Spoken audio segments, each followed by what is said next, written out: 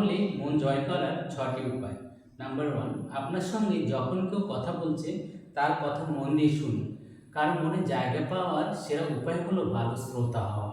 Number 2, চোখের দিকে তাকিয়ে কথা বলুন, এতে কথার গুরুত্ব বাড়ে। নাম্বার 3, আপনি যখন কথা শুনছেন তখন অন্য কাজ করবেন না।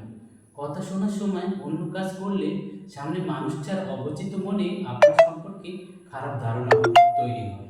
নাম্বার 4, ধরুন সামনের মানুষটা আপনাকে যে কথাটা বলল সেটা আপনার জানা কথা, তখন আপনি স্বাভাবিকভাবে বলবেন আমি জানি, কিন্তু আপনি যদি সত্যিকার মনের জায়গা করতে চান তাহলে এই কথাটা না বলে বলুন তুমি একদম ঠিক বলেছ।